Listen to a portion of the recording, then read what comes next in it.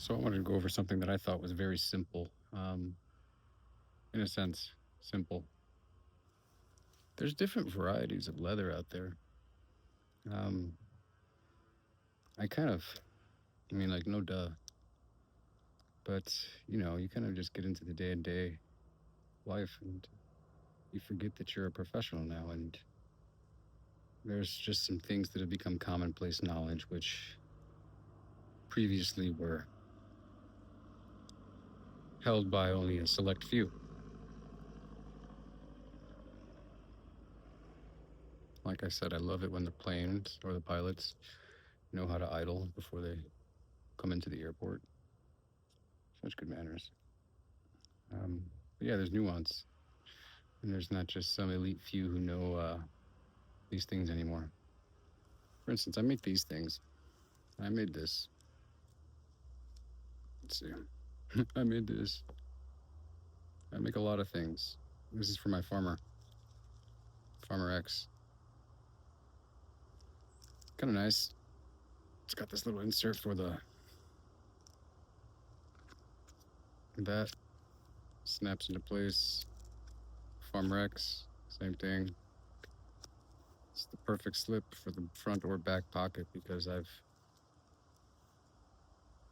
use my stuff and I modify my stuff to make my stuff actually user friendly. So, anyways, I made this out of going back to where I started. I mean, there's different kinds of leather out there. Like, for instance, this is upholstery leather. You can see the dividing line. There's a lot of glue in there holding that sprayed on bonded leather together. And it kind of looks like leather, real leather, when you touch the bottom. But this has been printed over to give you that grain look. So that's upholstery leather. Now you can use this. This is fine for certain craft projects, and it's actually perfect for stitching if you're practicing. Any kind of discrepancies in your, I guess, stitch technique will be apparent if you decide to make a little pouch out of this. I played around with this for years. Like I said, I don't really sell these things. I don't really do tutorials. Um, I've just been a user of many, many knickknacks, and I've modified so many things. I might come out with a line, but for now, you're seeing the throwaways essentially. When I do come out with a line of something, then I guess follow along and be on the lookout because it's going to work. Yeah, anyways, so this is I guess you could say top grain. This is like a top grain leather. Again, you can go to another YouTube channel to find out the specifics. Honestly, I'm just going to give you a general overview, but this is top grain leather. Instead of like the full fibrous grain, you have a little bit of this top part, which keeps it. This is some good stuff. You can do some good things with this. This is rawhide. Let me see. Yeah. Can you see that glimmeringness, the shininess in there? This is rawhide. This is typically so an animal's hide is fairly thick depending on the animal, of course, but like this isn't how thick the actual hide is. This is just the rawhide portion. So this is the top grain. So this is it's kind of like that, yeah, sandwiched together.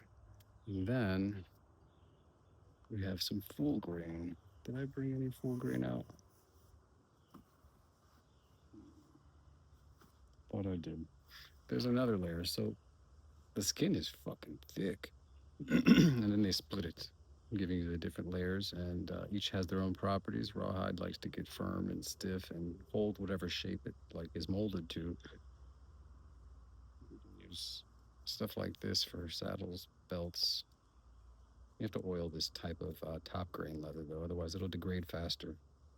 But long story short, I just brought out rawhide, top grain, upholstery leather to show you this. This is like a full grain leather, like a bunch of this shit. This is like so floppy. This is such floppy, nice leather.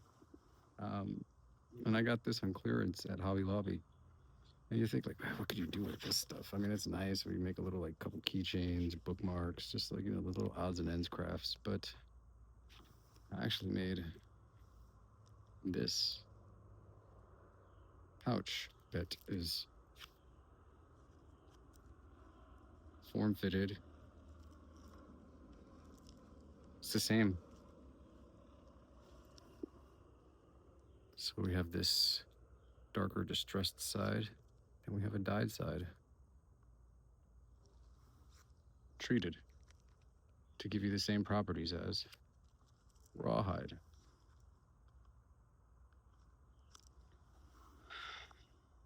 And coming up with this is just, I didn't watch a YouTube video. I was out of necessity, found this on clearance at Hobby Lobby, using this as an example. And I had no other, I mean, where else you can get a huge ass hide like this for $12? Okay, so I'm not complaining. I mean, is it going to make a clicking rawhide sheath? No, but it's leather, so I can practice. You take that and you experiment. You play around, you tinker, and you figure out what your substrate or your medium or how your medium reacts to how you express yourself. You can come up with a bunch of crazy things. So that's what I share on here. I kind of inspire. I don't do tutorials. I don't, because that's not what this is about.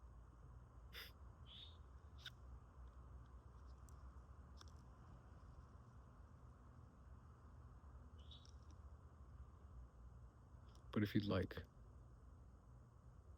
because I've had a lot of questions lately, once in a while, I can show you a cool trick. But I do drop some tips from time to time. It's not like I leave y'all hanging. But tutorials aren't my thing. But point being,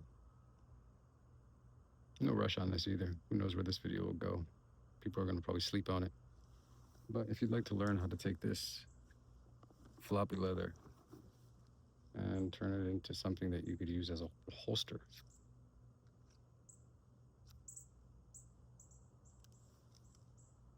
I can show you that trick. I mean, it won't be like specific and everything, but you'll know what to do.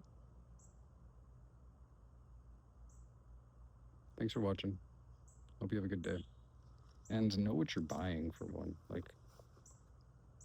some, you know how many times I've been disappointed in life? Do you think I just have all this knowledge in my brain for nothing? Mm-mm. Mm-mm. We all navigate this bullshit. So, I've learned tricks.